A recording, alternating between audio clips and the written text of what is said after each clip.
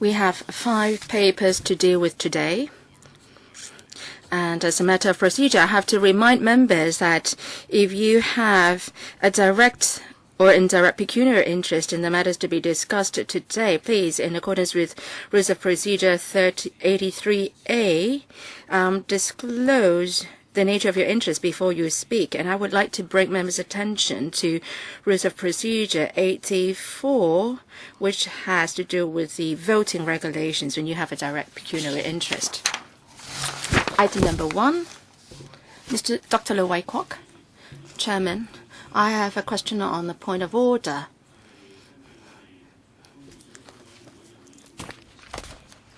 According to Rule 12 of the PWSC procedure, and actually, last Friday, the PWSC meeting was cancelled.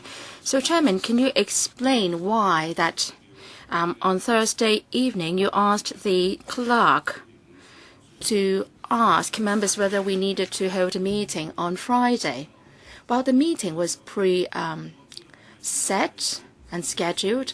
Is it because you were otherwise engaged and you couldn't attend the meeting? Because according to paragraph 12 of the rules of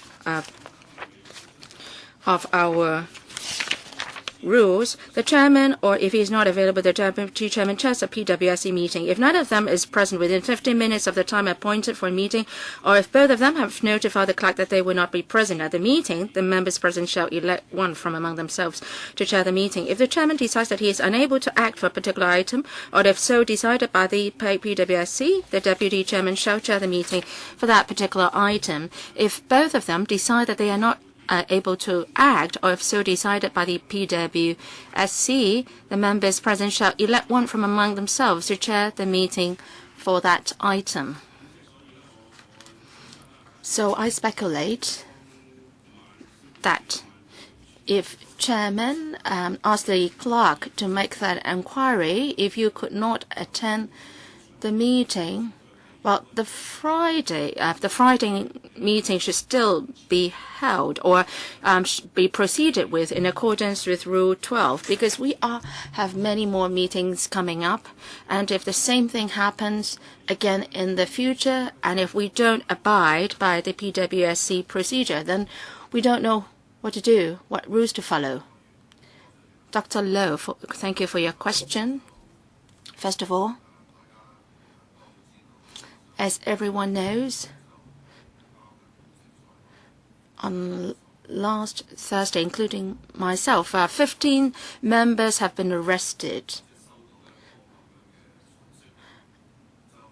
I received this message, and that is, if quite a great number of PWSC members have requested myself to cancel the meeting, I have made inquiry with the clerk, and I was told that the chairman had the discretion to decide whether to reschedule or cancel a meeting. I didn't exercise that authority, though, so I asked the clerk, based on these members' request, made around a phone call to collect members' views. And upon asking members' views, and which were relayed to me by the clerk, and 16 members have requested that meeting be cancelled, and 13 said that we should still go ahead with the meeting, and 26 versus 13. So that's the basis of my decision. So that's how it happened. I am dealing with a point of order. Perhaps let me finish with this before we deal with another point of order, Mr. Christopher Chung. You have not been following the rules, the procedure of the PWSC. I ask you to step down and ask the vice chairman to take over the chair, because I suspect that you are abusing authority. We've got the quorum 13, and that can justify for a meeting. Please step down and ask the vice chairman to take over the chair. I think you are suspected of having a conflict of interest. Please step down. you decided against holding a meeting. Now, I am chairing the meeting now. I am the chair.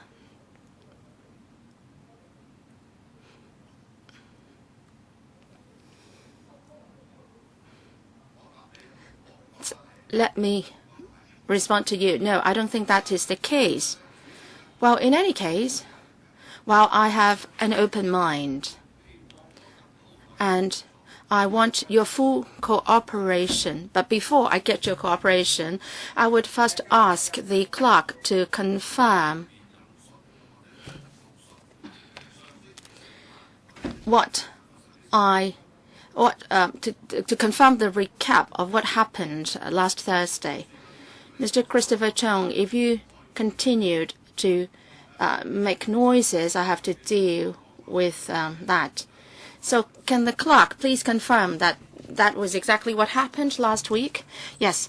That night, the chairman asked the clerk to liaise with 44 PWSC members, and I and my colleague called up all 44 of them, and 26 said that the meeting the following day should not be held, and 13 said the meeting should go ahead, and we couldn't get in touch with 5 of them after some repeated calls. And some members made the reply through their assistants, and some assistants replied on behalf of several members. Anyway, we've got the reply from 26 who said no, and 13 said yes.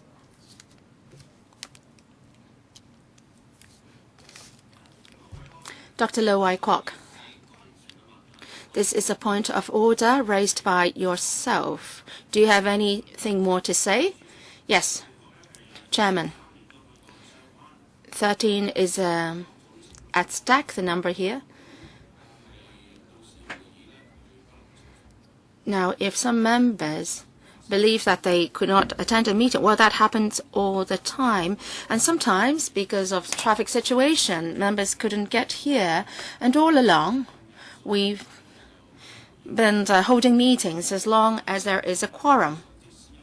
Now, what happened that night is that, well, even if some members thought that they could not attend, or actually a lot of members were released from the police station at the small hours. So yourself is one example. So I'm not trying to take anyone to blame, but there are certain occasions where members couldn't attend, even if they have promised that they would attend.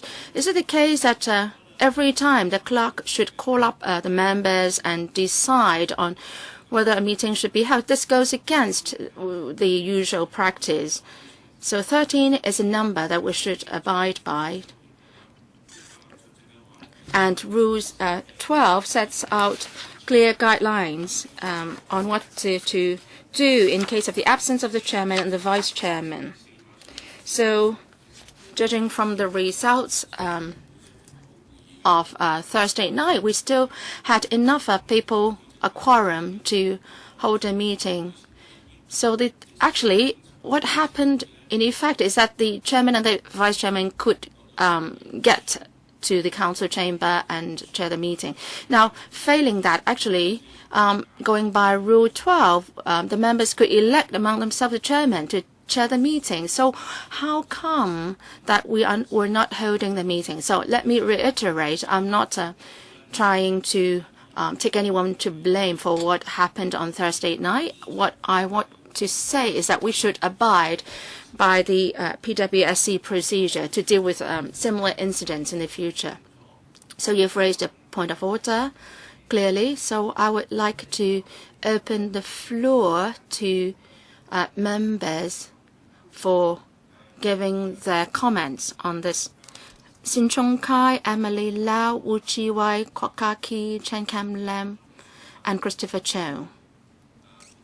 Mr. Sin Chung Kai, do you have a time limit? 4 minutes. Chairman, I'm one of those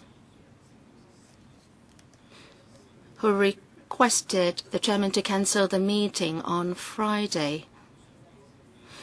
In the morning of Thursday, there were a group of legislators sitting at the occupied sites, staging civil disobedience, and we were arrested. And in the morning, actually, I raised the request to cancel the meeting. And in the afternoon, I made the same request. And in the evening, we met with some lawyers. And the lawyers' advice was that the entire process, including the arrest and the release, will last till the afternoon of Friday. So in that case, I raised once again with the chairman that the meeting be cancelled. I know that even if I couldn't be here, there would still be a quorum. But I think that I am duty-bound to attend the meeting, and many members were also otherwise engaged and could not attend the meeting, so hence the cancellation request. Well, if we could not deal with all the matters because of the cancellation of the meeting, can we find some other time slots to hold meetings to deal with the matters? Now, according to the PWSC procedure, the chairman, you have the authority to cancel the meeting, but then you still respect the members' wishes and you ask the clerk to make phone calls. So I support and respect your the chairman's decision last Thursday. Ms. Emily Lau. Chairman, I was one of those arrested, and I also raised this request for meeting cancellation.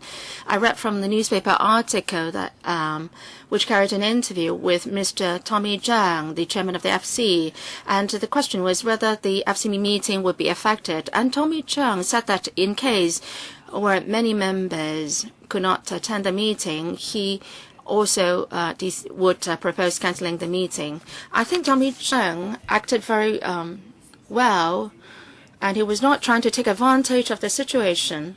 Well, it's not the case that members were having dinner or have some other business to attend to. Well, that's what was happening today.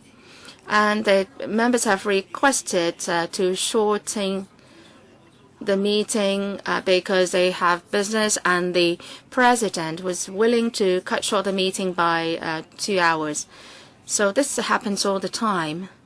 Now, what I wanted to say is that Tommy Zhang, the FC chairman, he told the media that if a lot of members couldn't be present, he would not be holding the meeting. So, Chairman, if you were arrested, you would not have the time to liaise with the clerk. So when you were still not being arrested, then we raised this request so that you can make the necessary arrangements. And if certain other LegCo members, if they should be arrested at some point of time for whatever reasons, I think it's better to convene the meeting where there are more members present. But of course, if this were a lunch or a dinner, that would be different. But with the chairman's agreement, I think that if necessary, we can always have extra time allotted for another meeting. Yes, concerning that incident and my discussion on the sequence of events, I omitted 2 points. First of all, for the first request for cancellation of the meeting, the requests were made at about 8 a.m. on Thursday. There were a few members who were with me, and we were sitting at the junction of Harcourt and Tim Wah Road. Those members who were sitting next to me, they made the request, but at the time I thought it was still early and we didn't make the decision. And it was in the early hours that on the night that there were certain lawyers representing myself who made the phone call. I was not able to make the phone calls myself. I had to go through the lawyers to make the phone calls to the Secretariat to tell them to relay my message to the Secretariat for phoning up the members. That's the first point I would like to add. And the second point concerning Mr. Sin Chung Kai's point about another time, looking for another time slot for meeting. I'm sure members have received 2 rounds of notification, and that is after Friday. I myself have responded to the administration's request, identified a few time slots for members' indication of attendance as to whether we can have another meeting. So I can say that I was proactive in setting up an extra meeting. Hu Chi-wei. Thank you, Chair. On Thursday, it was about 10 p.m. that I got to the police station, and I had to assess the time that I had to spend there and make a decision or judgment as to whether I could chair the meeting. Even though I did not have full grasp of the objective situation, but my judgment was that it was highly likely that I was not able to chair the meeting. So on the one hand, I supplemented the information to Mr. Fong, the Vice Chairman, to say that most of the members were not able to come to the meeting, but on the other hand, I would probably not be able to attend the meeting. Now, the PWS is a very important meeting for relevant public works, and of course one would want the majority of members to be present at the meeting for in-depth discussions, rather than to have a quorum, just make a quorum, and to convene a meeting on that basis. That would be unfair and unrespectful or disrespectful of the meeting. Even though we understand that the quorum is a minimum requirement, but there is a basis, and that is during the participation in the meeting, we would want to have the maximum number of members present. And therefore, we should, I think, the chair should convene an extra meeting after this so that we can complete the work on hand. Kwok Ha-ki? Yes, I was one of those who responded to the question of whether we should have a meeting, and my response was that we should postpone the meeting. And we know that 831 decision of the NPC had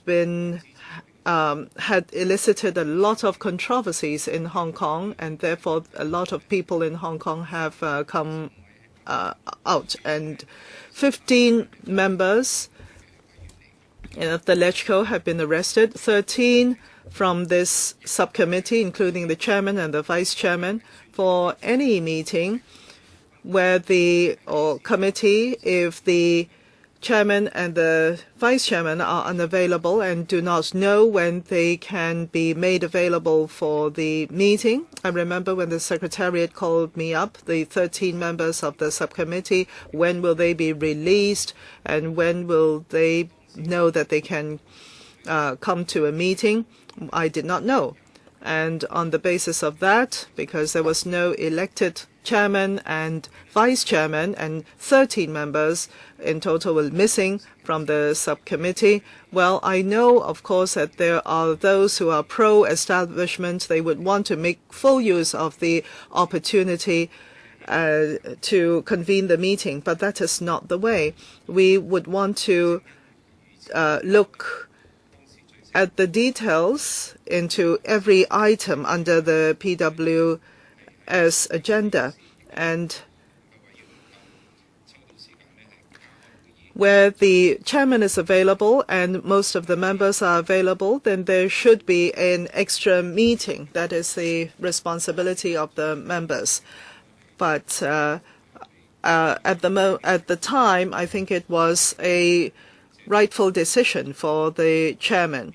Now, if anyone wants to stir up any controversy here, it is unacceptable and it is not magnanimous in nature, and the public will know. And there were instances of celebrations or dinners or social events that members had to attend, and therefore the meeting time was moved. I think compared to the latter, the former reasons, I think, would be a lot more publicly acceptable. Cham Kam Lam and then Cheng Shu Kan. Cham Kam Lam. Chairman, from ordinary circumstance, even though the chairman or the vice chairman or members who may be taken ill or are away from Hong Kong and are not able to attend the meeting should proceed nevertheless. And now we are talking about even 15 members who are arrested by the police because of unlawful acts. That is no defense for not coming to the meeting or not being able to attend the meeting, and asking those members who are unrelated to cancel the meeting or postpone the meeting just because some members have been arrested by the police and would not be released until the day after. If you are citing Mr. Tommy Cheung, who made a statement sometime before that if a number of members are not able to attend the meeting, then the meeting will be cancelled or postponed, then that is just trying to embroil Tommy Cheung into this controversy. And this is unethical, because no one can quote another person and proffer that as an excuse for a wrongdoing. At any one point in time, if a person commits an unlawful act, the person will be arrested. But on the day, I believe you all were released at about 5 a.m. You had fully sufficient time to come back for meetings. Even though time could have been tight, you could have been late. I'm sure other members in the LegCo had no intention whatsoever of taking advantage of anybody's critical moments. You cannot come to the meeting and you accuse people of taking advantage of critical moments, and you accuse people of trying to rush through and approve the agenda items. How can you say that?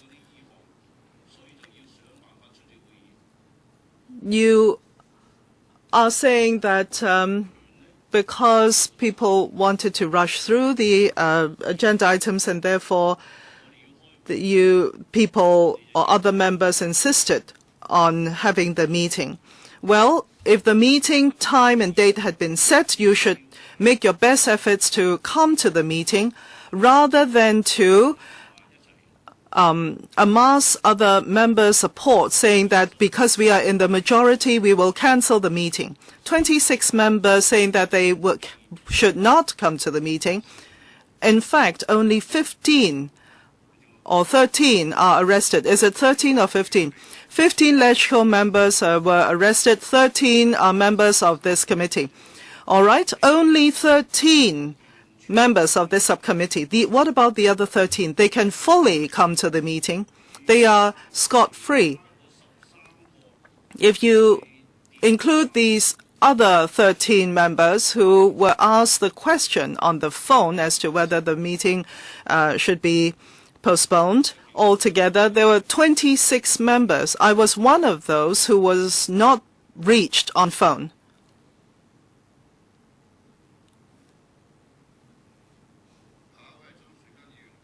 Chung Shih-kun and then Lo Wai Kwok. Chung Shih-kun. You are haughty and disregardful of other people's opinions, and you have violently cancelled the meeting. What has that got to do with the meeting? 15 people who have violated the law. If the 15 people committed suicide tonight, will the earth stop spinning? How can you not follow the proceedings and order of the meeting?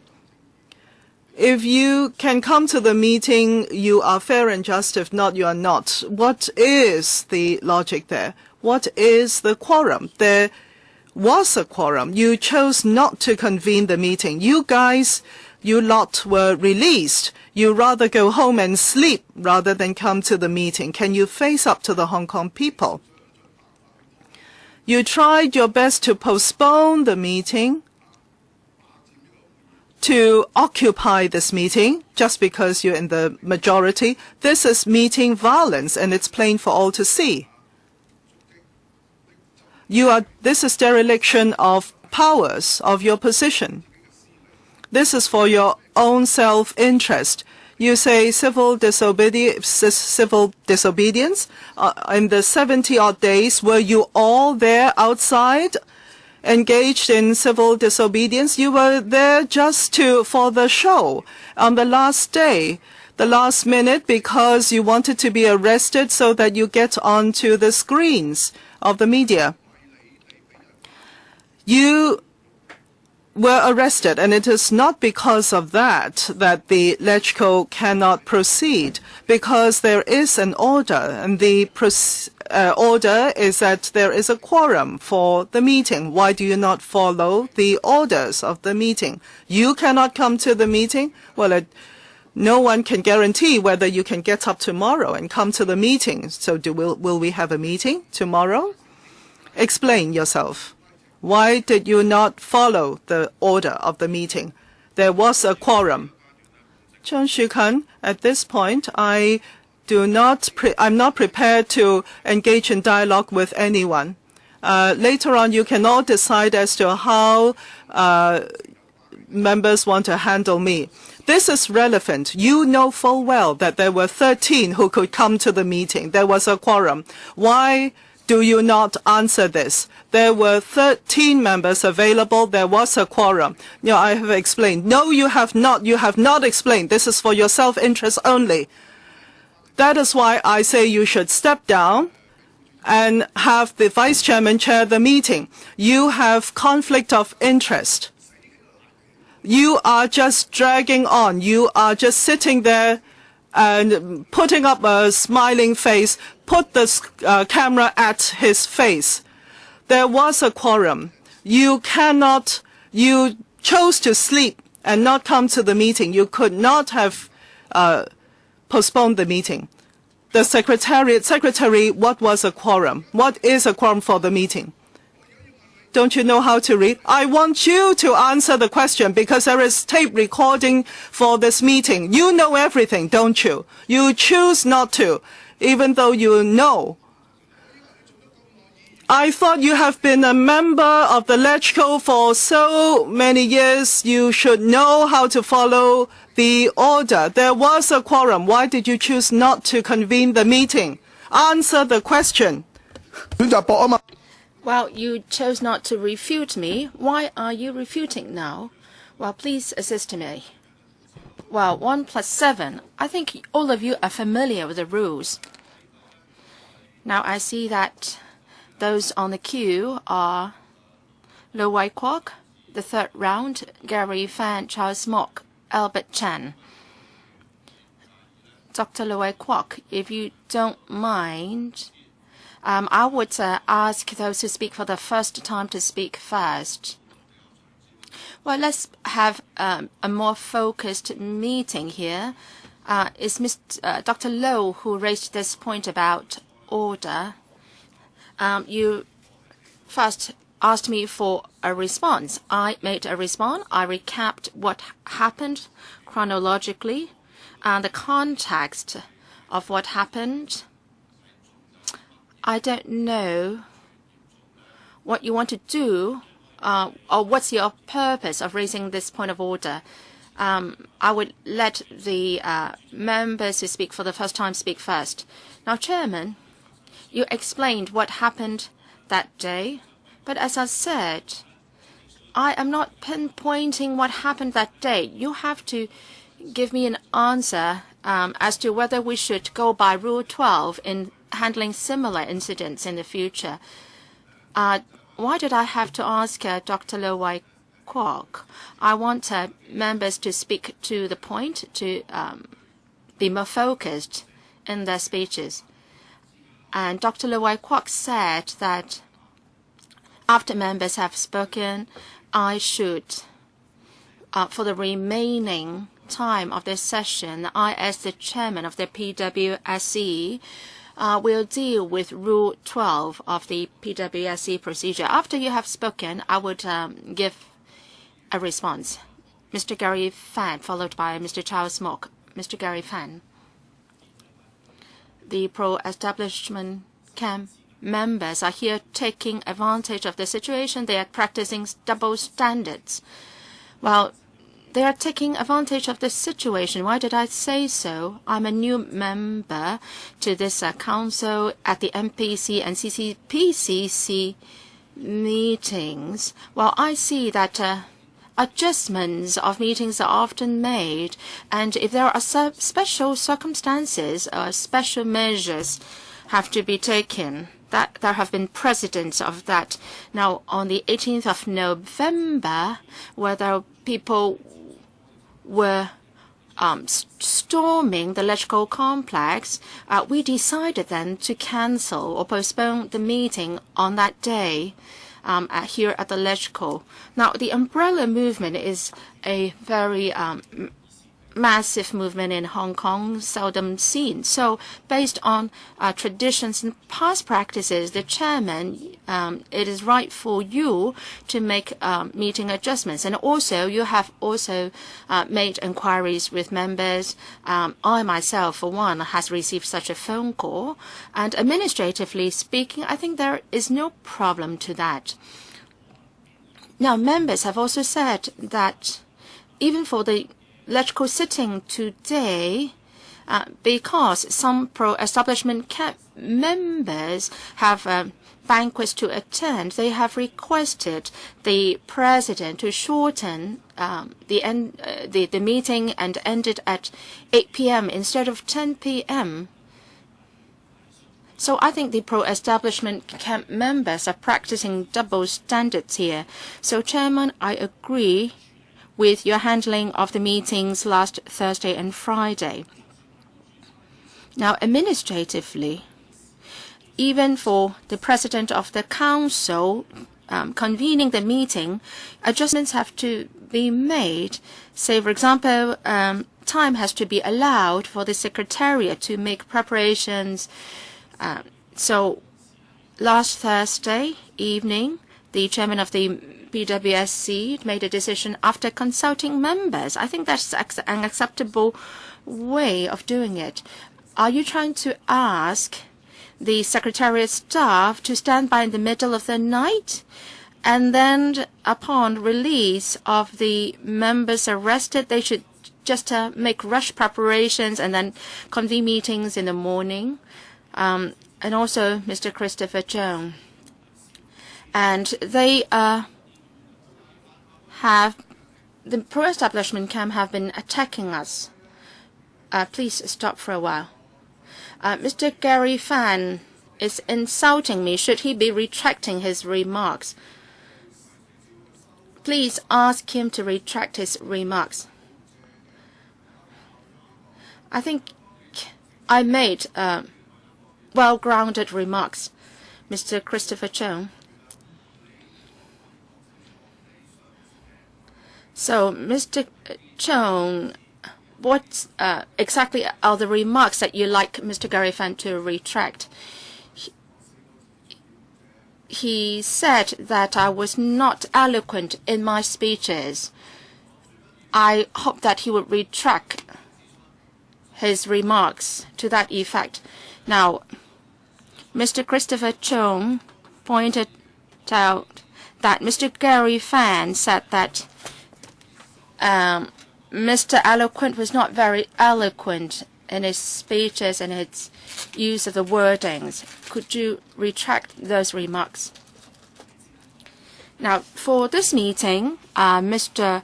Christopher Chung spoke the right idiomatic phrases in Chinese.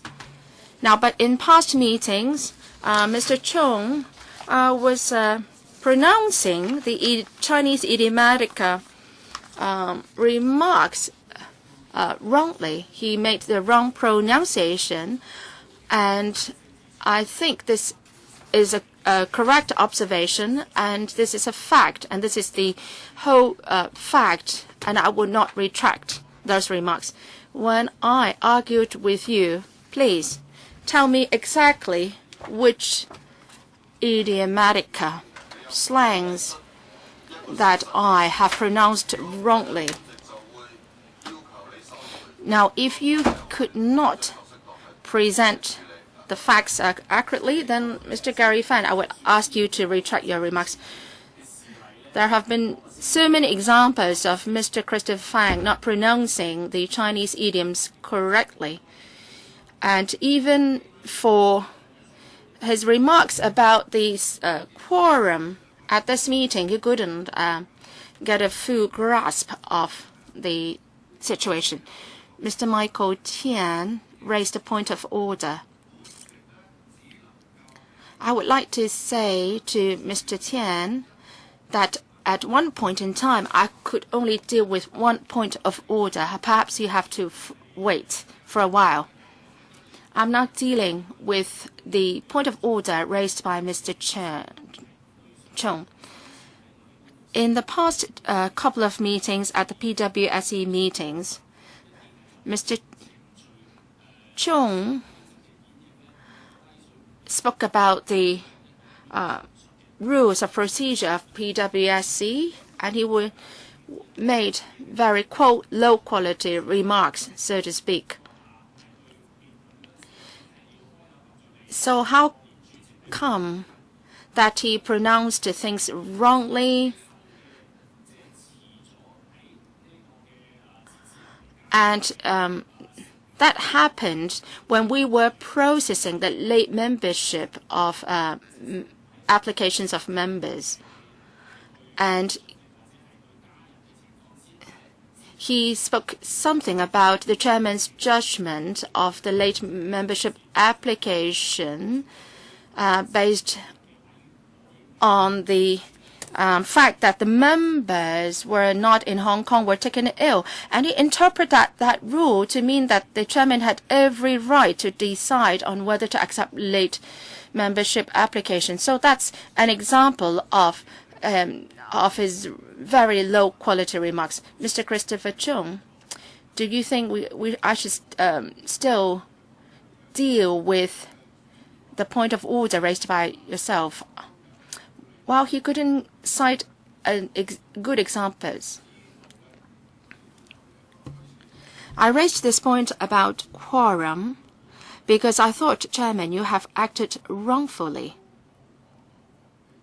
Well, from Mr. Gary Fan's remarks, I think he couldn't point out examples of low-quality remarks, so to speak, that I made. Mr. Gary Fan, do you want to respond to Mr. Chung's remarks? No, I have nothing more to say. Mr. Christopher Chung, my ruling is this. Having heard Mr. Fan's clarification just now, he was not referring to remarks or things said by Mr. Chung today. What he was referring to things or incidents which happened previously, and he quoted an example on the late membership application to join this subcommittee, and he was talking about your interpretation of Rule 4A. And I think my ruling was that Mr. Gary Fan had not offended Mr. Chung at today's meeting because he couldn't cite good examples.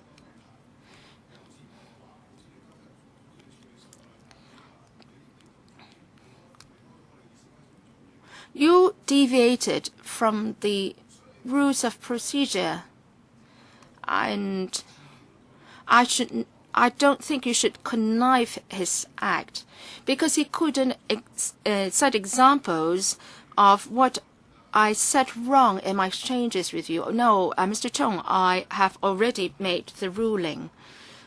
I'm not duty bound as a chairman to give proof of your exchanges. And I'm asking Mr. Gary Fan to cite examples to provide justifications of what he said. I think my ruling was very clear. If you don't think it's right, then you can take it up through other avenues. I'm now going to deal with another point of order. Well, you are a veteran legislator. You don't need me to teach you how to conduct a meeting. The next one to raise a point of order is Mr. Michael Tian. Mr. Mian Tian. I seldom asked questions on point of order. This is a PWSC meeting. We've spent 45 minutes on points of order. Wow, what kind of LegCo have we turned into now these days? I think the chairman, you should look at what we're discussing. Is it related to the agenda items today? Now everybody is speaking on things which don't make a lot of sense here. I appeal to members. If we go on like that, I am worried whether we can even deal with the first item on the agenda. We are elected members, and we are the operation of this chamber is coming out of taxpayers' money. I appeal to members that we should not continue arguing on this issue. Of course, both sides have their own grounds. Should you, Chairman, allow members to speak for an indefinite period of time? If we go on like that, then we will not be able to deal with the agenda items proposed today. Should you draw a line, and then we would get ahead with dealing with other matters? Mr. Tian, you are just rendering a piece of advice here. You are not asking me to make a ruling out of point of order. So I'm sure that members have heard your advice. Next one, Mr. Charles Mock. Chairman, if members of the public are watching on TV what is happening today, they will be bewildered. They don't know what's going on. We may have different political views, but whatever we do, we should be discharging our duties and discussing things related to the agenda items of the PWSC. Now, Dr. Lo Wai Kwok wanted to talk about what happened last Friday. I think it's grossly unnecessary. I'm sure that Dr. Lo would also like to discuss these public works items as soon as possible. Now, I recall that what happened on Thursday and Friday, I talked to the clerk and I expressed my view on whether the meeting should go ahead. Well, at that time, we really didn't know when the elected members would be released, and that would affect the conduct of the meeting. Now, is not that we have sufficient quorum and then we could go ahead with the meeting. That should not be the case, because elected members are representatives of a large population in Hong Kong, and decisions are made at the PWSC. So at that time, my view was that we should not go ahead with the meeting. And that evening, the umbrella movement had not come to an end, and the roads have not been cleared, and all the people have been arrested, and the pro-establishment members were thinking of what they could do at the PWSC meeting. And the afternoon Finance Committee, whether there will be certain actions. So the whole thing, for something that caught so much of the public's attention, this umbrella movement, they are already making these calculations. For me as a newcomer, for this kind of behavior and thinking is really quite evil. Now, I just heard about this. I'm not putting words into other people's mouth. If at the time Mr. Tommy Cheung was fair in his judgment, I was not at the scene, so I do not know whether he actually said that. But if that is indeed the case, then he is to be commended.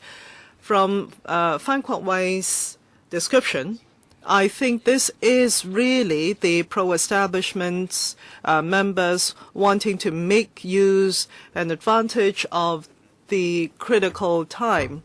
Let us not delay this any further. If we carry on, we will just be again postponing the discussion of the items on the agenda, and for political reasons. For those 15 members who were arrested and they did not know when they will be freed, they were representing the people, and therefore it was right for them to consider whether they should have the meeting.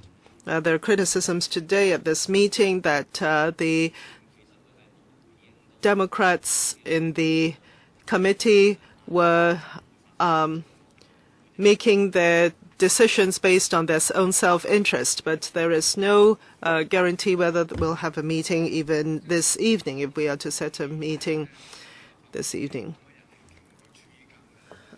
Mr. Albert Chan, well, I think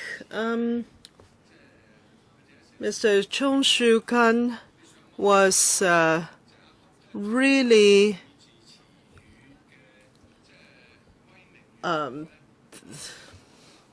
the kind of language he used and the Chinese idioms that he used were really, you can't even look them up in the dictionary. I mean, the idioms he used, if he does not remember, he can go onto the web and look up the comments from the netizens and to the minutes. You know, people call him Dr. Chung Shu-kan. How he got that name, I do not know. Tree Gun. The People's Republic of Hong Kong, you know, that's what he said. I mean, even Chen Yun will have to stand aside. He's now announcing the People's Republic of Hong Kong. Now, isn't that something? That's a DAB for you. Lately, they say Christmas, but they said it's Christmas. Merry Christmas becomes Merry Christmas. I do not know whether my pronunciation is correct, but that's their posters, DAB posters all around Hong Kong. I'm shocked at Mr. Chung's comment. Mr. Cheng Yuk-sing, the chairman, felt embarrassed because of the behavior of the party or party members. Mr. Chairman, whether it is at this subcommittee or at the panel, there have been members who had unilaterally changed the meeting time. I remember an incident where Mr. Jasper Zhang had unilaterally decided to postpone the meeting for 30 minutes because of traffic jams. And there was a possibility of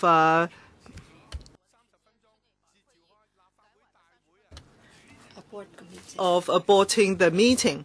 And he asked the Secretariat to call up. Well, that was because of a traffic jam, and the meeting was postponed for 30 minutes. That was done.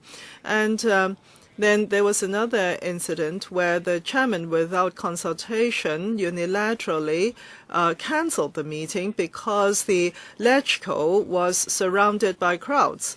And if the pro-establishment members are querying the chairman of this subcommittee, Mr. Leung's decision to cancel the meeting, please go back to the records on the chairman of the LegCo and president of the LegCo in cancelling the meeting and other incidents, as I have mentioned. I was one of those who agreed not to have the meeting. I was arrested as well for the pro-establishment members. If you want to carry on with the meeting, that's your side of views. Leung Yu-chung, Mr. Chairman, for LegCo members being responsible members, if we foresee we cannot come to the meeting, we should, at the first instance, tell the Secretariat. And that is the right thing to do. Mr. Chairman, on the day, you did not know whether you can have the time to come to the meeting, and you suggested cancelling the meeting, and that is normal. Because if we cannot do something in our estimate, then the responsible way of going about it is to consider cancelling the meeting. And at the time, no one could foresee how long it would take. And it was unprecedented how smooth and speedy it was. From my past experience, it took 13 hours.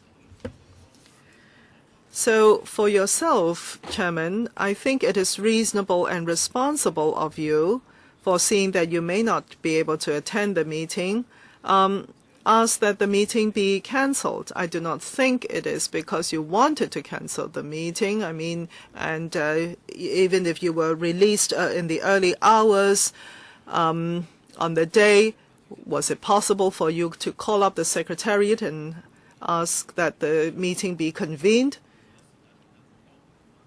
And, Mr. Chairman, you said that you will set aside another time for another meeting to make good the time lost. So I think if we continue to focus on this, this is a waste of time.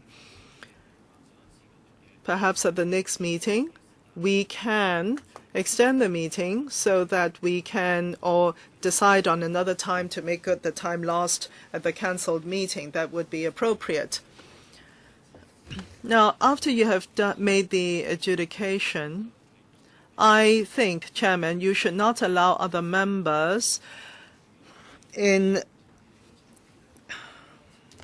continuing with the discussion. I mean, you have made the decision and that's it. They should not challenge your decision at the meeting. If they want, they can go to the court or some other venues. Yes, Lee Chuk-yan, I see that he has raised his hand to speak. But I think Mr. Tian's suggestion was sound. Yes, indeed, we would want to go back to the substance of the meeting, but I will not take away the rights of the members to speak. Mr. Lee Cheuk-yan, please. Mr. Chairman, I'll be succinct. I've heard very clearly Mr. Chung Choo-kan's Chinese idiom was correct, but but his pronunciation is wanting, and it sounded like he was using foul language. I think from here on, I urge him to be careful in his pronunciation.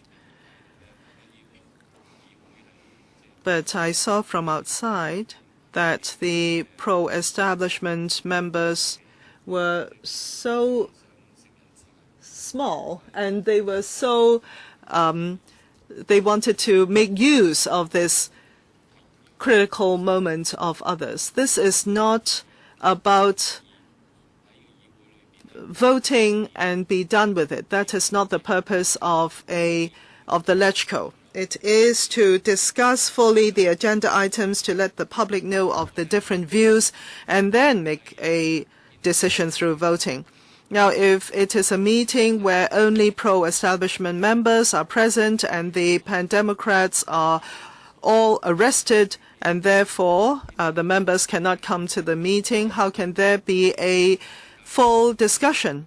I mean, from your point of view, it is easy. As long as you have the quorum, you have the number of votes, then you will just press the button and pass the motion and be done with it. But this is how you've always seen things. But this is not the spirit of the LegCo. There should be full discussions, and then the public will see and understand the points put forward, and then there will be a decision made through voting.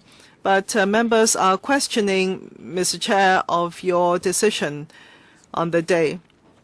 As mentioned by other members just now, a social event or a dinner is admissible.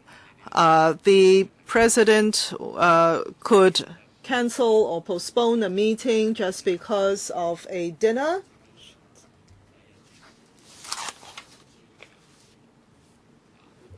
And if that is the case, then as long as you have a quorum, then there can be a meeting. Well, if that is the reasoning, then the meeting need not be cancelled. But the chairman was worried that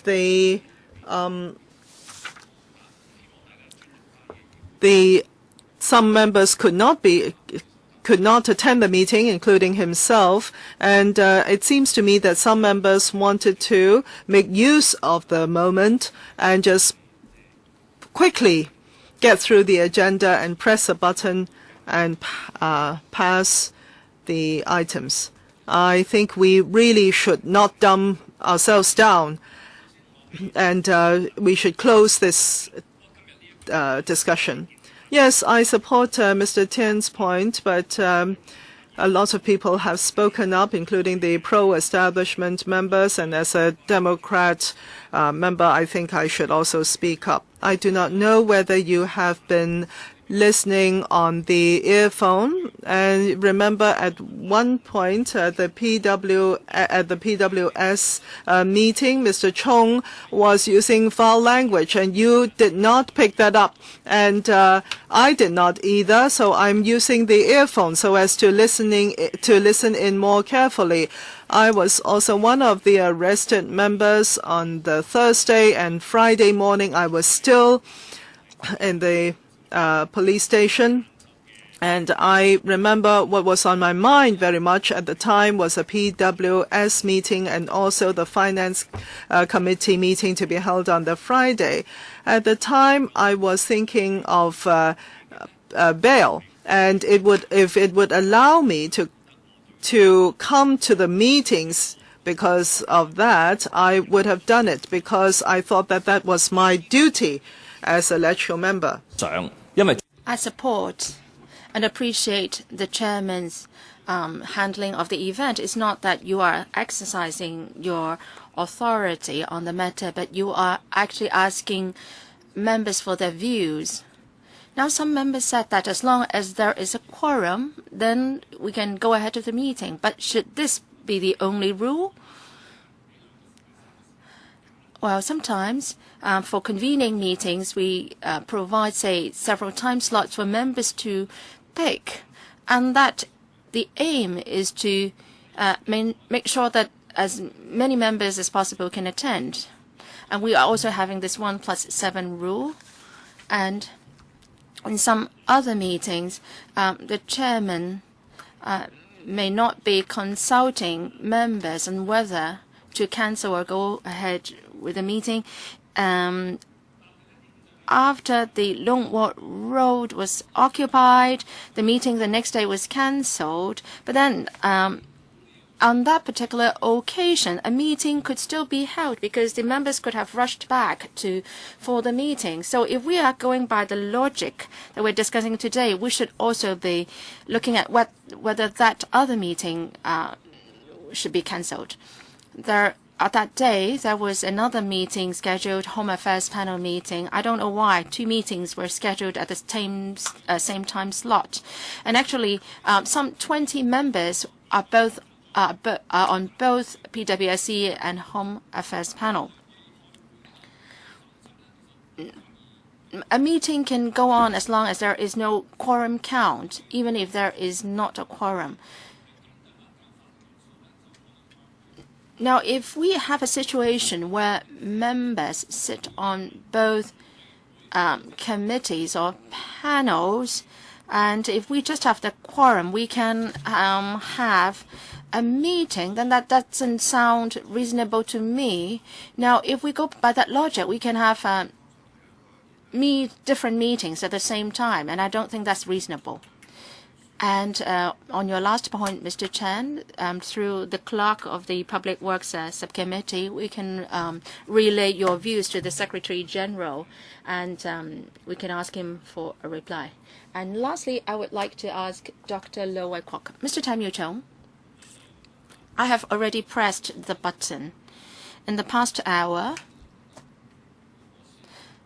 I find the discussion most regrettable. We have a serious backlog of agenda items here, and we want to use our very precious time to discuss these funding applications.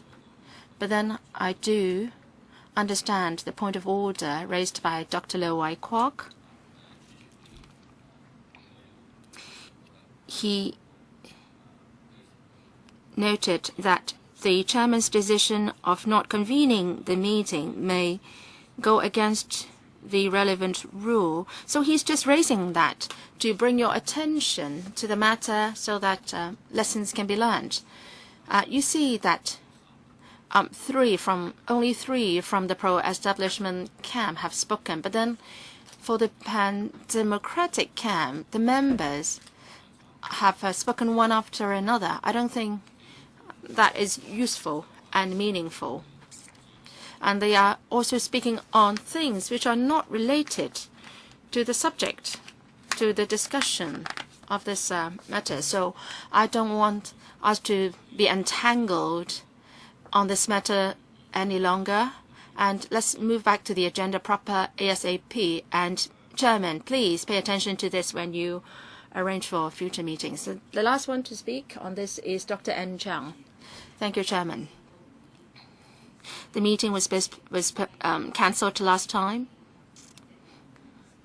It's not the case that the chairman you yourself don't have the authority to adjust meetings. It's just that the notification came very late at night, including myself. I was not notified. Some legislators were in the occupied zones. They were psychologically prepared to be arrested. So if that is the case, could you have made the notification much earlier? And, well, actually, on that morning, some members did arrive only to find that the meeting was already cancelled. And members had grievances. Well, that was so very understandable.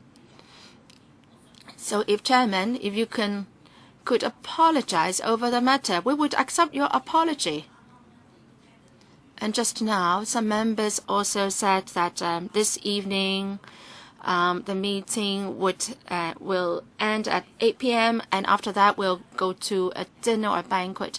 Well, what is the case is that there was another meeting scheduled earlier after 8 p.m. And for several weeks in a row, the meetings were held, the electrical food sittings were held up to 8 p.m. And now the sites have been cleared. So we didn't know that the meeting would last up to 10 p.m. So we've scheduled another meeting after 8 p.m. today. So please understand that this is the case. Dr. Lo Wai Kwok, thank you, Chairman. I raised this point about order, and my view is that we should go by Rule 12 of the PWSC procedure to deal with cases where the chairman or the vice chairman cannot attend the meetings. I don't know why pan-democratic members have spoken so much on the subject. I said that I'm not targeting particularly of what happened last Thursday. I'm just raising this point of order so that we can do better in the future. Now, some members said that the chairman was not right in dealing with the point on quorum. Actually, for this very morning, we started the meeting when we had the quorum. And now here at this meeting room, there are just only 20 of us. And that day, 13 pan-democratic members were not arrested. And for these 30 members, they already could make up a quorum.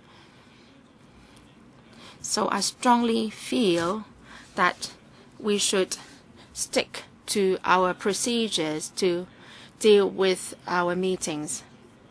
Now, some members were raising the point about the president of the LegCo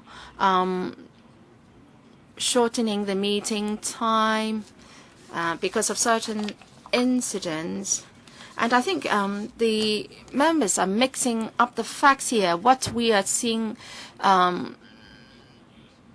happening this evening is something separate. We've scheduled the meeting up to 8:15 p.m. today, and because that's what has been scheduled, that's the schedule in the past few weeks. So please, Chairman, stick to the procedure in conducting the meeting in the future. And if the chairman and vice chairman can't be here, we can act on Rule 12. If we don't do that, well, there is actually no need for Rule 12 there to be there at the outset. Thank you, Dr. Lo. Now, if the chairman doesn't have certain discretion based on reasonable grounds, what's the use of having a chairman in the meeting? Now, in the case of the president of the Legislative Council, he can have discretion on when to start or end the meeting. My authority is not as large as that of the LegCo's president, but as chairman of the PWSC, I do have certain discretionary power, and I respect and Dr. Lo's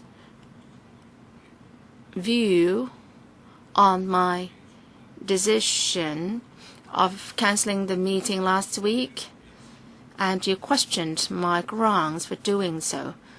And every time when a chairman exercises discretion, he faces different circumstances in each case. So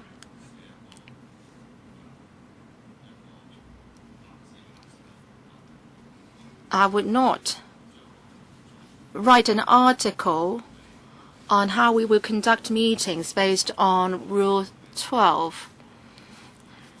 But I would like to say that for the remainder of my term as a chairman, if there are, again, 13 members who are arrested because of staging civil disobedience and can't attend meetings, and what I would do is, like what I did, I would be consulting members again and make a ruling or decision on whether to go ahead with the meeting.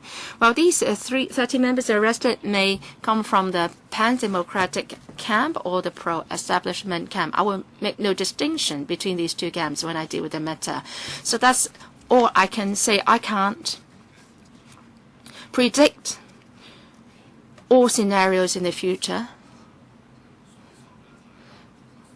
And I also take heed of Mr. Michael Tian's advice. So now I would very much like to move on to the agenda items today. I would also like to respond to Dr. N. Chang. Why the notification came so late? Now, as I said on 8 a.m. Thursday morning, some members already asked that the meeting on Friday be cancelled. But I'm mindful that we did have a long agenda.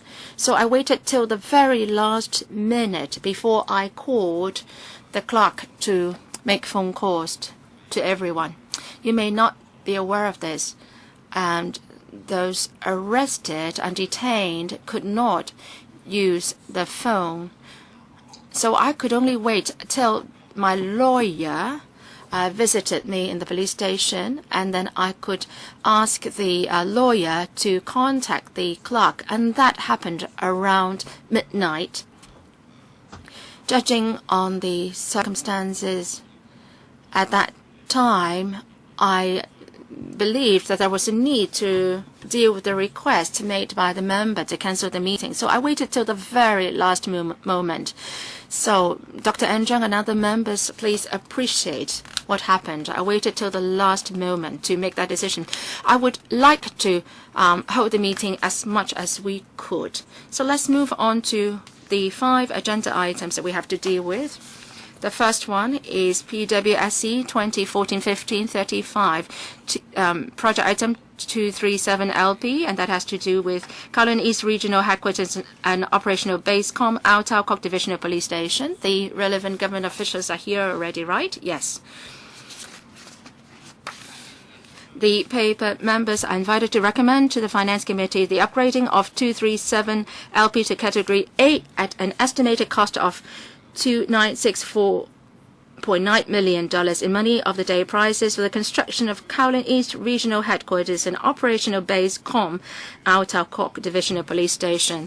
The administration has consulted the security panel on the 2nd of July 2013, and members generally support the funding proposal be forwarded to the PWSC for consideration. And the proposals actually have been presented to us in the last meeting. Before I open the floor to questions by members, would any government official would like to take us through the paper? The Deputy Secretary for Security. Well, in the last meeting, we did take members through the proposals briefly. I would like to highlight a few salient points. For this Kowloon East Regional Headquarters, they are now situated in Subcommittee. Well, that has lasted for 22 years. In 1992, the administration believed that the Kowloon district should be divided into Kowloon East and Kowloon West, and the Kowloon East regional quarters were sort of located at Subcommittee. But times have changed. There have been rapid developments in East Kowloon. There's been a surge in population size, and following the many infrastructural projects being embarked on that. So we need to move the headquarters nearer to Kai Tak. And there are also major commercial developments in the area, including the cruise terminal, and there will be a sports complex to be built. there will be a transient population of over 200,000. So in view of these rising needs for police services, we propose the building of this regional headquarters building. Now, throughout the entire process, in the past 10 years, we've been consulting the community on the subject. We've consulted 4 district councils, Wong Tai Sin, Kwun Tong, Kowloon City, and Sai Kung. They have a total population of over 1.8 million, and they fully support the proposal. They think that there is a synergy to be achieved by having the headquarters in Kai Tak. So I urge members to consider our proposal. And if the proposal can go ahead, we are actually merging facilities in 6 different locations into one. And we want to release a space of 12,000 square meters of land for the government for other uses. So this is a win-win situation. This is a construction contract. May the 2015 is the end of the tendering period or the tender validity period. Now, if we don't award the contract by then, we will have to do retendering and the costs are bound to rise. So please consider this. Chairman. Thank you, Chairman. The clerk has reminded me that actually in the last meeting held on the 26th of November, Mr. Albert Ho has, in accordance with paragraph 33 of the PWSC procedure, moved a motion to adjourn the discussion of this item. And at that time, there are members waiting to speak, Mr. Gary Fan and Mr. Michael Tian.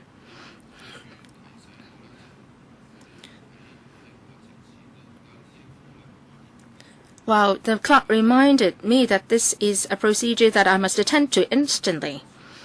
A motion moved by Mr. Albert Ho. Mr. Gary Fan and Mr. Michael Tian, do you still want to speak on this motion to adjourn the discussion? Mr. Gary Fan, can I speak on the motion and at the same time ask questions relating to the proposal? Yes. If your question is related to the motion to adjourn the discussion, then of course you can raise the question.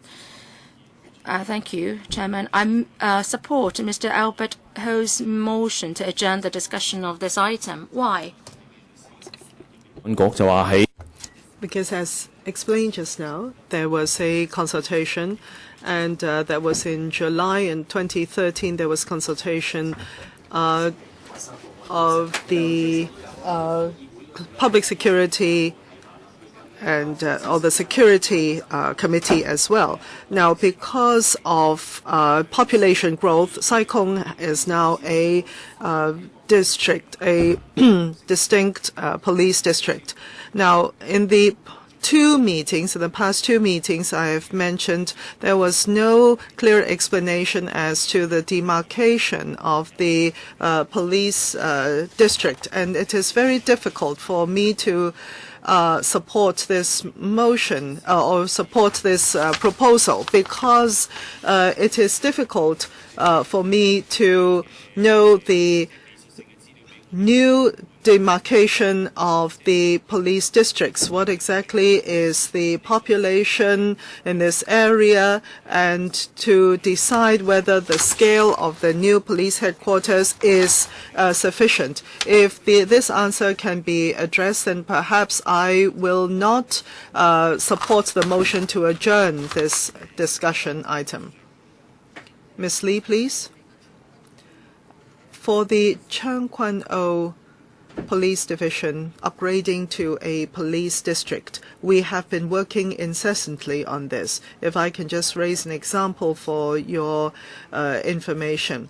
For any upgrading to a police district, there will have to be double the manpower. And in 2013, we have continually added manpower to the Chang-Kwan-O Police Division, 30 persons, and in 2015 another 10 persons. So for the Chang-Kwan-O police division, it will be added to 314 officers, and that's an increase of 23% by 2015.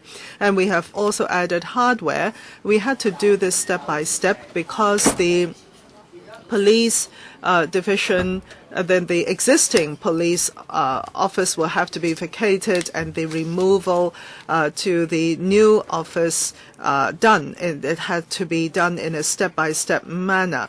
As for the demarcation you mentioned for police division and police district, this is a complex issue. There are a basket of considerations. As you upgrade a police division, you actually affect the neighboring police division. That's exactly my point, because you have only been talking about Kowloon East and you have not mentioned Peng-Kwan-O. I cannot see how it is an integrated planning.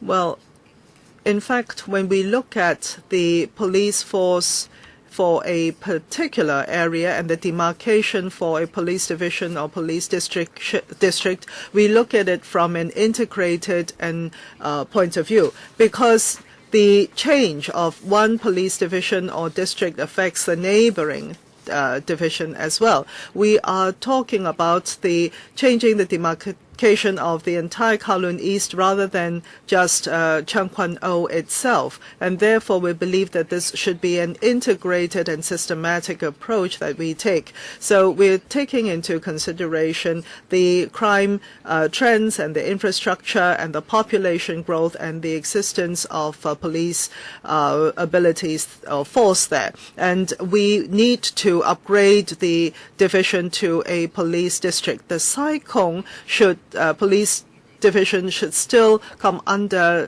Huang Dai-sin, but on the other hand, whether there will be changes in the future, it is difficult to say, because for police work, it really is people-oriented. It depends on the situation of the area concerned, so there may be certain elements of change still in the future. Now, if we really want to go into discussion of this item, I think you have sufficient grounds to not support the motion as proposed by Albert Ho. And also in our procedures and orders, the 3-minute period allotted to members is for the discussion on whether we should support or not support the motion that the item be adjourned. I think to be proper, we should first overrule the Mr. Ho's motion before we go into the discussion of the item. Mr. Michael Tian. Mr. Chairman, this is another call to the members here. The world is very different. Yes, we can veto anything we want. If you want, you can veto everything rather than to drag on. I really do not understand. For any agenda item or proposal, there are basically a few stances one can take. Either it is unnecessary or it is not urgent. If it is not necessary, the former, then all you have to do is to just object to it. Very simple. I mean, I'm sure you'll be doing that today, but you dare not. Why? Because you have to face up to the voters and the government. Well, of course, there are people outside who feel that this is necessary. I'm sure this has passed the district boards. And you dare not face up to the voters because you fear that the voters will hold you responsible. And therefore, you are being uncooperative because there are other behavior of the government, and you are therefore dragging your feet and dragging on the passing of these items. And that, I think, is a behavior showing that you have no guts. Well, actually,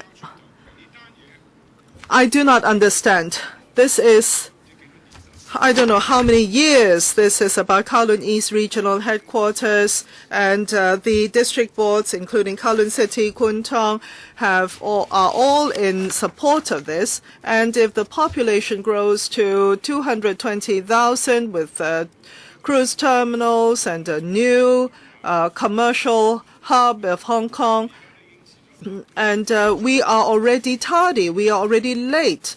And if we do not start works, I do not know when we'll be able to do so and build up the police force necessary there. Now, please be honest. If this is not urgent, you think, then please make that clear. If you are not of that stance, if you think that this is unnecessary, then object to it. Let us all be upfront. Let us not play these games of adjournment. Just veto it, and then we'll go to the next agenda item. That is from the bottom of my heart. Mr. Chan Chi-chun,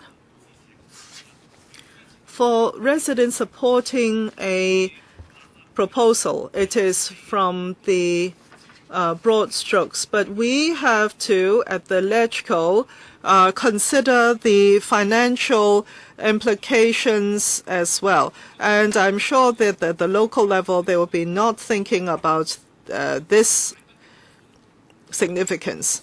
As for whether this is necessary, the RTHK headquarters complex, we were of the opinion that it's too expensive, whether there could be other choices. As for this project, it is 3 billion Hong Kong dollars. A lot of Hong Kong people are concerned whether there will be over expenditure, whether there are other choices, or whether the LegCo is able to monitor this $3 billion, whether it is well spent. The disciplinary forces, especially the police, Mr. Chairman, to monitor their use of funds among all the different departments of the government, they would be the most difficult.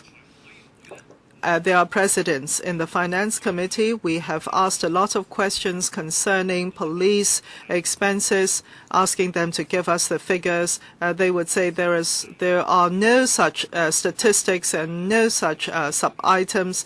So once you have approved of the expenditure, it's very difficult for us to monitor. And therefore, before we write this check, we have to be very clear, and they have to be very clear as to the usage. And also the Civil Aviation Department, as we know, they have built a palace for themselves. And how can we guarantee that this $2 billion or $3 billion will not be used for building a palace as well? I think the Buildings Department can also make the answer the question whether it will be like the Civil Aviation Department, where there will be so-called private bathrooms for the high-up officials, and there will be mirror rooms and dance rooms, etc. So if you ask the people, the citizens of Hong Kong, it is well, either that the facilities are too old or they are not of, cannot meet modern day use. But here it says that it is for the justification is really for the facilitate the deployment of the political resources and for efficient coordination.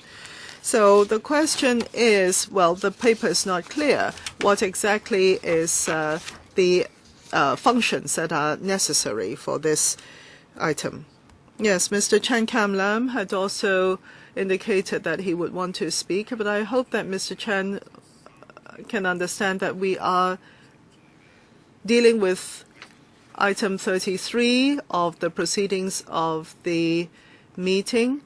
And if you have spoken at the last meeting, I would not be able to allow you to speak again at this meeting. 3 members are speaking for the first time. As indicated there, the sequence is Lo Wai Kwok, Lee Chek Yan, and Kwok Ka Ki. Dr. Lo, please. Dr. Lo, I speak to object this motion to adjourn the proceedings. Chairman, after the Council resumed operation after the summer vacation. We just passed a sewerage project in Pak Shek, $200 million. And for the Lin Town BCP proposal, adjourned. A Sunny Bay Reclamation project, adjournment again. These are very important infrastructure projects, and they are pressing projects. Now, even for today, even a project which has got all the support from the districts, which is important to enhancing police services in view of the development of East Kowloon, and this project is about the building of the regional headquarters, operation base, and Yatao Divisional Police Station. It is an urgent project, very much related to people's lives. And for the point of order that I raised this morning, I could imagine that we have spent 18 minutes discussing them. The Pan-Democrat members, so many of them have spoken. They are in the majority in this PWSC, and they are resorting all tactics to block the normal operation of this subcommittee. Many Pan-Democrats spoke about how much they how much importance they attach to these works projects, and so on and so forth. And the government has said that because of the filibustering in the last session, there was a backlog of 21 items, and for this legislative session, we have to deal with 89 projects, and which means that we have to deal with several items per meeting. And over the past few months, we've been able to deal with only one item. Now, if we want to adjourn the discussion on this item, which is very important to people's lives, I don't know how we can be accountable to members of the public. So I strongly object to the motion for adjournment. Now, with regard to the expenditure, the paper has set it out very clearly. And compared to similar projects, the cost here proposed is similar. So I don't see any reason for adjournment of this item. And discussing whether to adjourn already takes up too much of our time. Mr. Lee Chek-yan, I would like to remind Mr. Lo Wai-kwok. We've been asking the government to advance the discussion of certain items, like items on schools or small works projects. They are good at creating jobs. The larger the projects, the less the efficiency in creating jobs for people. So that's why we've been stressing all along that. And how come that the government refuses to discuss with the chairman on reshuffling the agenda items? The chairman has actually taken heed of our views to exercise his authority under the procedures to reshuffle the agenda items, and the government ultimately took out all the items down in the list. So obviously the government is playing tricks on us. The government has deleted or taken out certain items and not allowing the subcommittee to decide on the priorities. I think the government should be held accountable for doing that.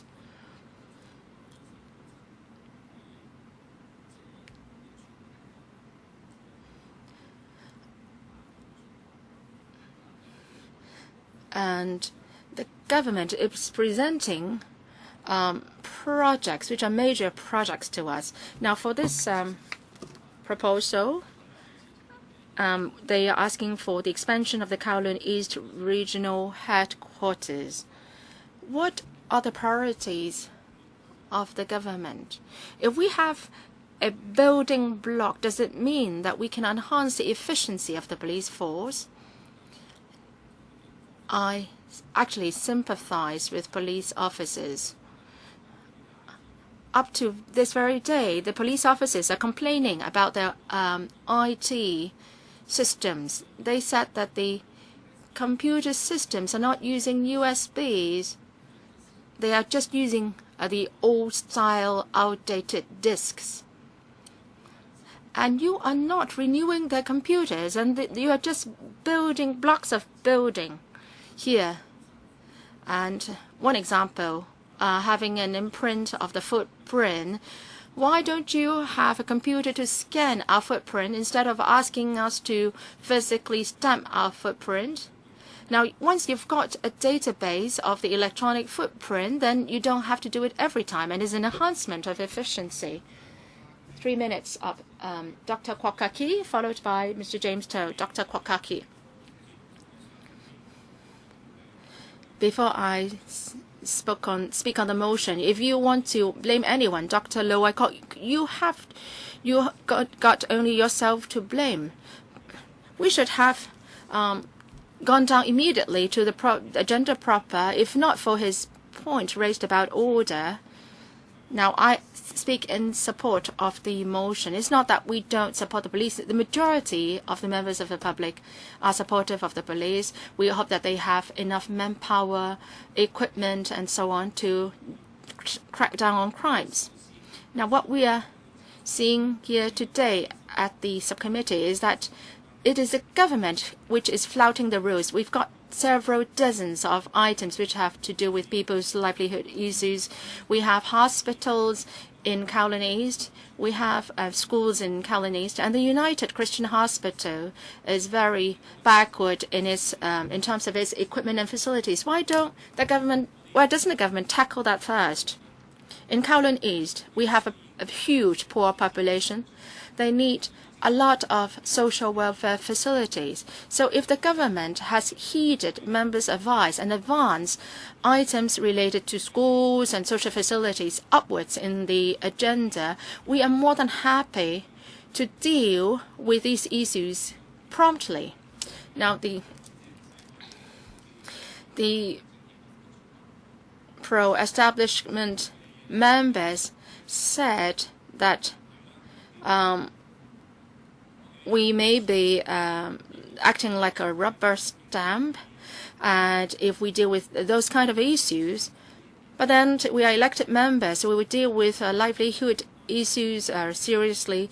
And if the government insists on its way and don't move upwards the livelihood items, we are left with no choice but to resort to the tactics that we are using today. Now, coming back to the police, we support the frontline police officers, but then it is the police force among all the disciplinary forces which has the lowest popularity rating. Now, under Andy Zhang, the police have become a political tool. They're not there to crack crimes. They are demonizing the civil disobedience movement. They are going against people who fight against the August 31st PWSC decision. They've now become a political tool under CY Leung, and the police is getting less support from the members of the public these days. Mr. James To. I'd like to postpone the item because I think I like the government to consider afresh this proposal. Perhaps it's because of the clash of my schedule, so I wasn't here last time. Well, the location is right next to Sampo Kong. And then the Outer Kok Divisional Police Station will be reprovisioned. Now, this police station is located at Kowloon Bay, opposite the MTR's Kowloon Bay Station. If you ask Outer Kok residents to report a crime, they would have to go to a location in Sampo Kong which is quite remote in their views. So how come that Ao Tau Kok police station is willing to move the police station to Sampo Kong? You can call it a Kai Tak police station or a Sampo Kong police station, but not a Ao Tau Kok station. So I find it very weird here. I think you want to reprovision the Kowloon East Regional Headquarters, but when you make the calculation, you think that you don't have enough justification. So that's why you want to move the Ao Tau Kok Divisional Police Station to there, just to make up for the so that you have sufficient facilities and justifications for the building of this block. So can you consider afresh whether it should be moved there? Now, is it a temporary measure? No, it seems that you are permanently relocating the Ao Tau Kok police station there. So for Ao Tau Kok residents, it's very inconvenient. If a police station is to serve residents in a particular district, then, well, there is no way that the Ao Tau Kok police station should be removed to Sampo Kong. Are you trying to just maximize the use of the site? I think you should go back and think about it. Yes, Mr. Wu Chi-Wai. Thank you, Chairman. In fact, for this motion, it has not been brought up for the first time.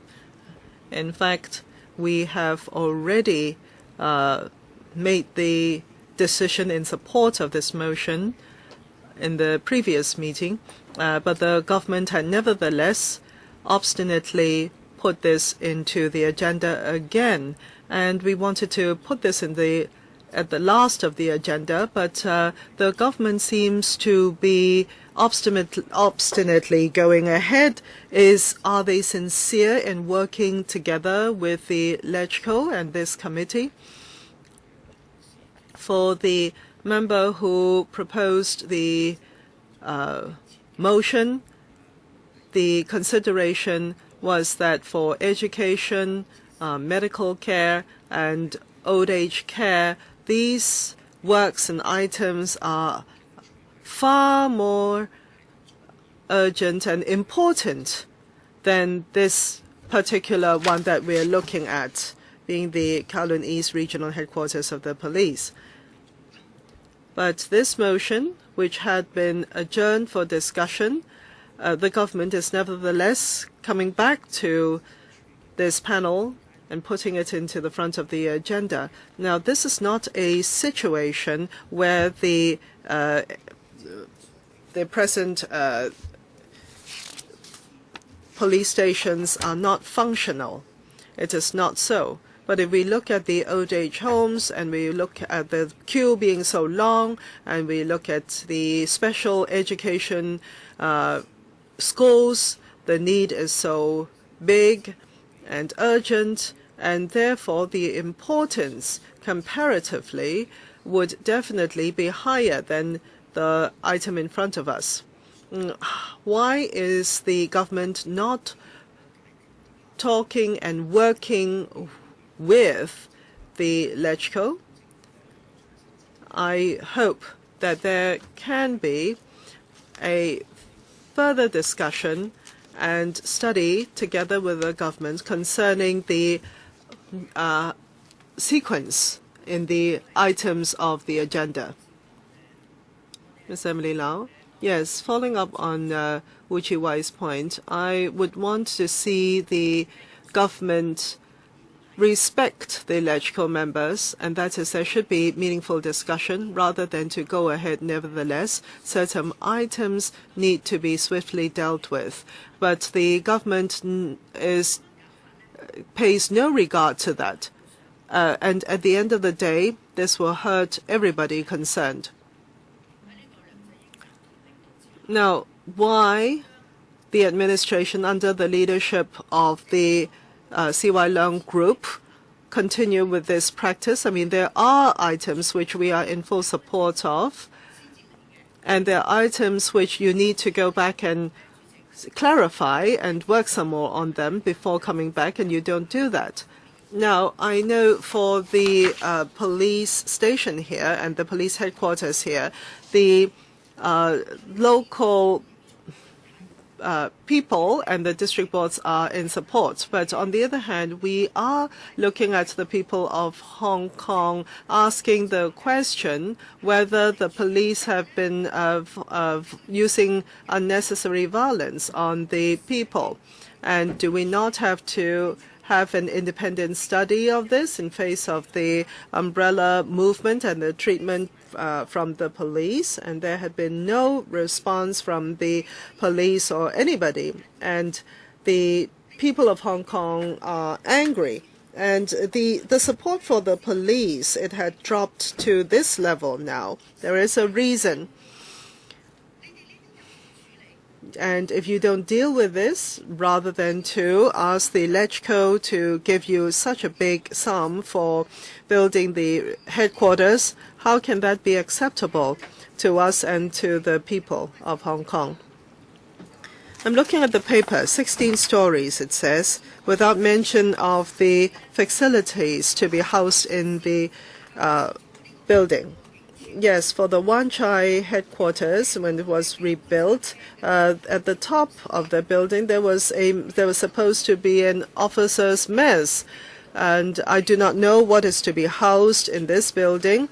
Civil Aviation Department had been so problematic, and it was only afterwards that the head of the department came out to apologize. I mean, we dropped the ball. I mean, as well the buildings department, I would say. So how can you, in this case, give us something so simplistic? And I see the appendix there.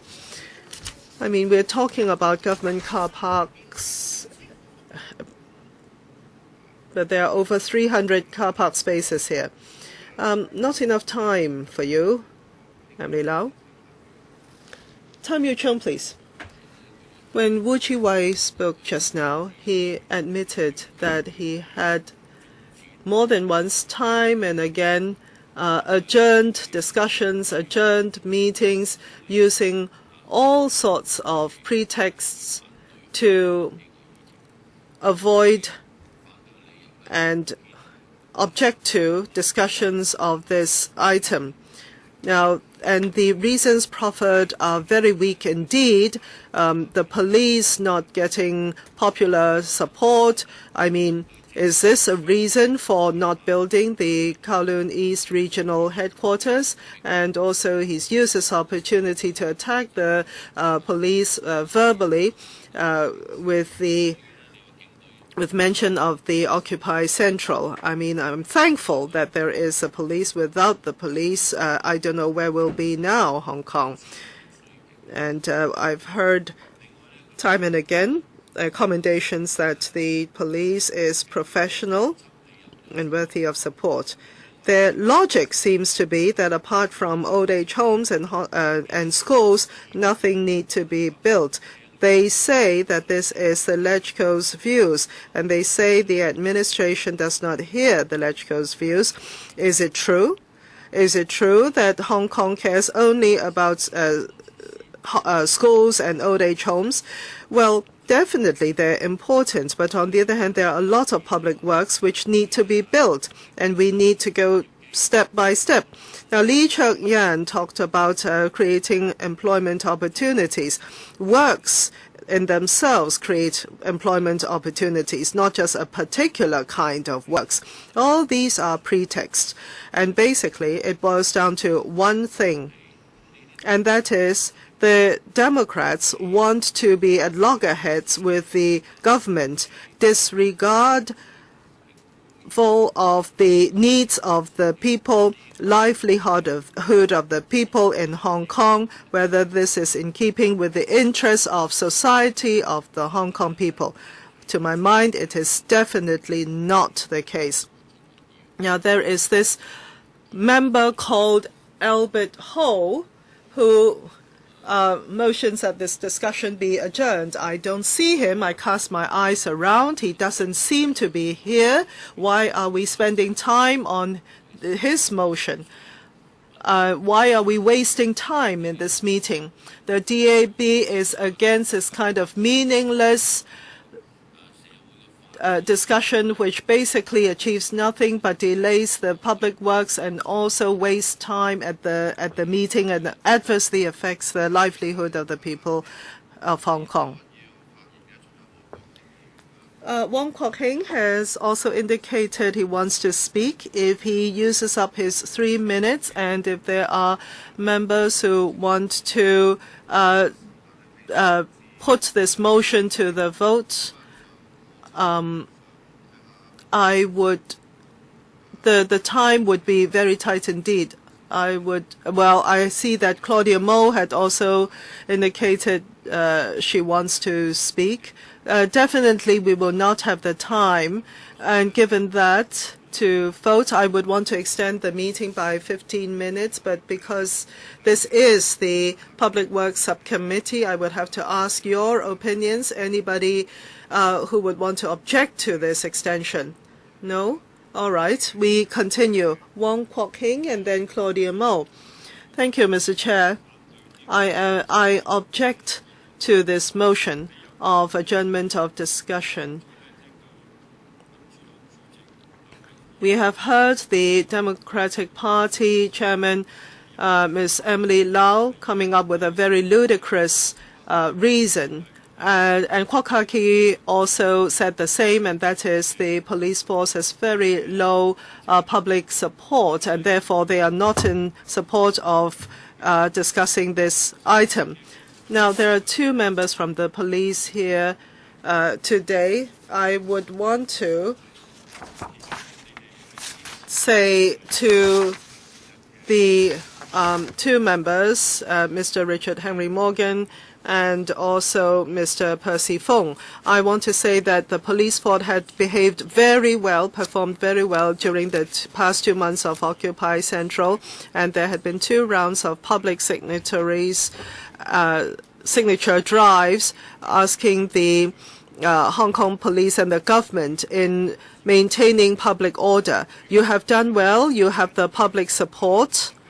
According to Emily Lau's point, if your public support is low and therefore they do not support the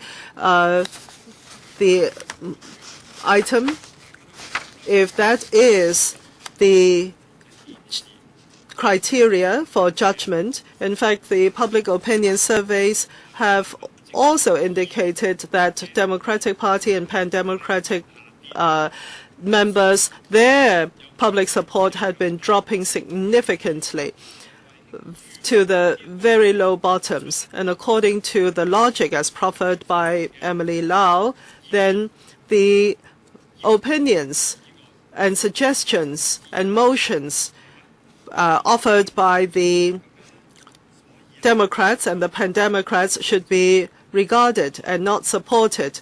So I think this is ludicrous. The Pan-Democrats and support for unlawful occupation and losing the support of the public in Hong Kong, and now they're coming to say that they have all the reasons to object to this disbursement, this funding, is itself ludicrous. For the members of the public watching television, listening on the radio, listen to how unreasonable these Democrats are. This unlawful occupation had caused a lot of pains and loss to the people of Hong Kong at large. Please do not continue with this occupation and uncooperative stance in the LegCo. What you're doing does not win the support of the people of Hong Kong. Claudia Mo. Mr. Chairman, the administration and the government is a power entity, and the LegCo is another power entity. Now, the government is saying that as long as we are compliant and listen to them, then everybody will be happy. This is not a civilized society. This is not how a society should approach public policies. I'm shocked at Mr. Tam Yu-chung's point. Time and again, he seems to be the spokesman for the government. He's saying that the pan-democrats want to be at loggerheads with the government. And if you want to dumb down the government system, well, I agree that they are playing tricks with us. If you want this agenda item, they can just take this away and they can refrain from discussions with you. But Wu Chi-wai is very clear, and that is, the LegCo is asked to approve this and approve that, and we need to have priorities in that kind of work. Mr. Tam Yu-chung had been He had twisted Wu Chi-wai's views, and in a very evil manner, and saying that there is no other priorities but schools and old age homes. This is really being childish. We have minutes of the meeting. Everybody will be able to see very clearly what transpired. Mr. Wong Kwok-hing just now quoted Emily Lau. Similarly, so childish. This is what the netizens call the primary school children's level of talk. Yes, low public support. Let us go back to the voting, the point of voting in the LegCo members. The LegCo is a power, and the power we have is to monitor the government, and the government is deplorable. As for the public support for the police, whether it is high or low, the Hong Kong U survey will be coming out soon, and people seem to be confident of their results. And definitely, I am in support of this motion. Albert Chan. Yes, public money is very important, and the government, especially the senior officers, whether they work according to what is acceptable and prescribed is also important. We have already seen the Civil Aviation Department and how they were able to use various privileges or various means to do what they want. And we also see that the police behavior in the recent past had been deplorable, and in the past there had been disciplinary actions taken against certain police officers who had behaved out of line. But now there are people or police officers who hit citizens on the head with batons, and some officer also said to a woman that I'll bring you back to the police station and rape you. That is terrible. And I'm sure most of the police officers are compliant with the accepted behavior. But if we look at the commissioner, his behavior is unacceptable, and his haughty air is also unacceptable.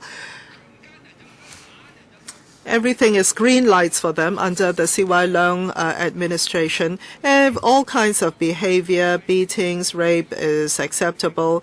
I do not know when there will be citizens of Hong Kong beaten to death by the police.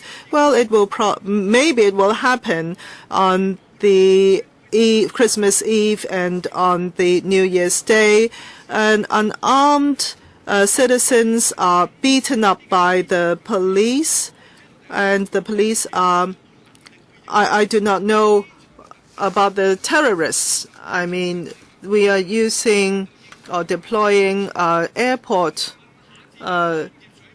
special force, special unit of the police in facing the unarmed citizens of Hong Kong.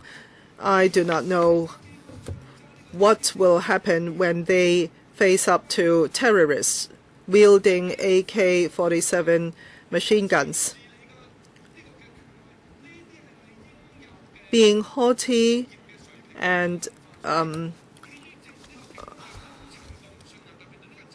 repressive in front of unarmed citizens, I'm not in support of this.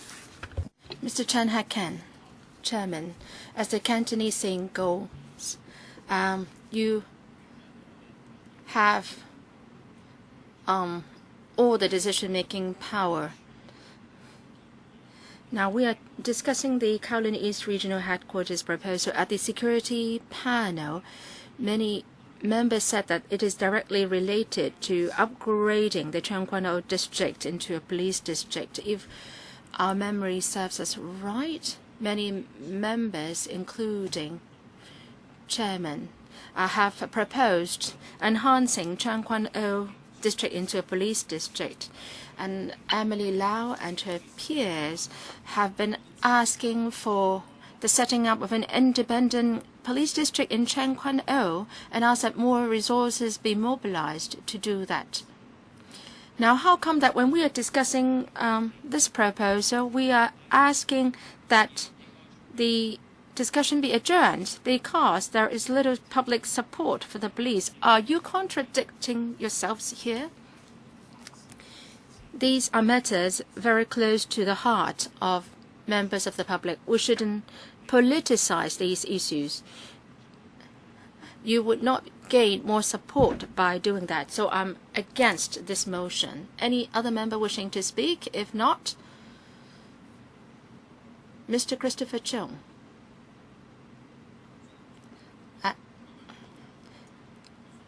If no member wishes to speak, then I would ask the administration whether you want to speak.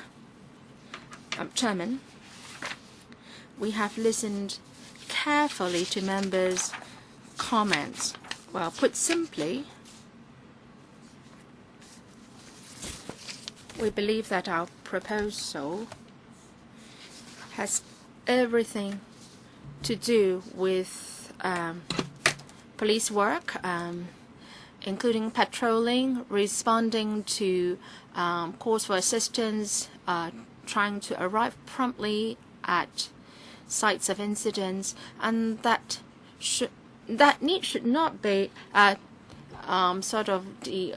request should not be denied because there is little public support for the police. Members are concerned whether there would be possibility of overspending, but I want to tell members clearly that the government has a rigorous system of monitoring. Now, in tendering exercise, in vetting the tenders, and purchase of furniture, and so on and so forth, there are many layers or levels of monitoring. I can't give you the details now, but I can say in response to Mr. Lee Chuk-Yun's comments that which comes first? Do we want to merge the resources or do we want to enhance efficiency? If we merge 6 facilities into one at one location and we can release 12,000 square meters of land for other uses, that's definitely an advantage. And we can also share resources, share management, and so on. And for police's work, what is more important is that in the management of the Kowloon East district, we can put everything under one roof, and we can enhance communication among government different divisions and departments, and enhance our ability to respond to situations. Now, earlier on, there was a serious incident in Kai Ching Estate, and for that incident, we had to mobilize resources from far away to respond to that situation. I'm not saying that this kind of incident happens on a daily basis, but if there is a surge of population in this district and there are facilities which attract a large transient population, for example, at the cruise terminal, there may be concerts staged attracting tens of thousands of young people. So for all these, we need to enhance our ability to respond to incidents. To cut it short, Chairman, the team is here today, and we sort of represent the demands from close to 2 million people.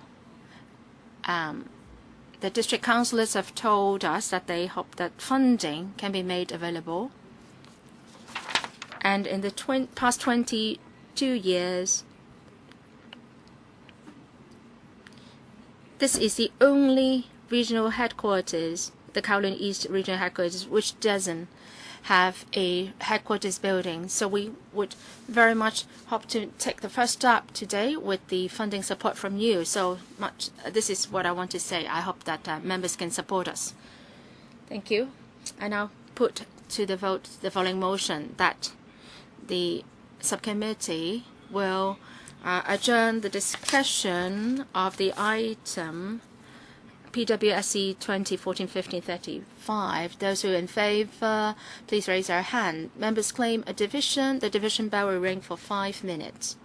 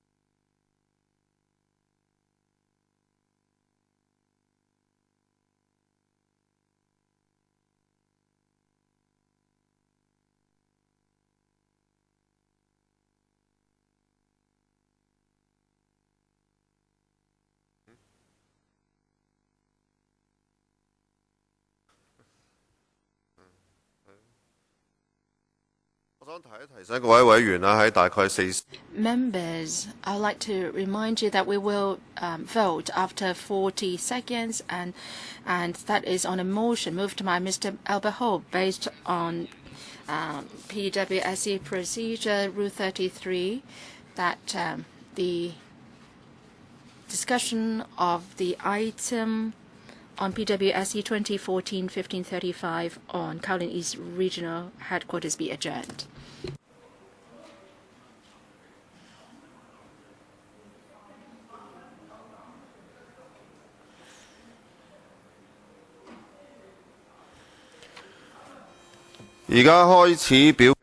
Voting begins.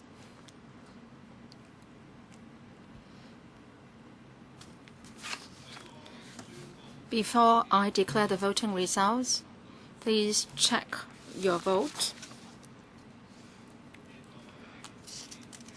Voting is closed. The results are displayed. 31 present, 14 for, 16 against. So the motion is negatived.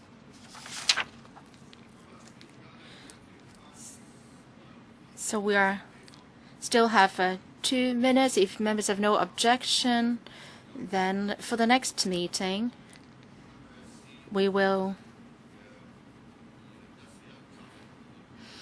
proceed to the discussion of this paper, PWSC 2014-1535. Mr. Yip, Kwok Hing, I have queries and doubts. How come I've never seen the mover of motion not being present and that a vote of the motion still being conducted? I've asked the clerk and she told me, yes, that's all right. So I conducted the vote. Meeting adjourned. Thank you very much.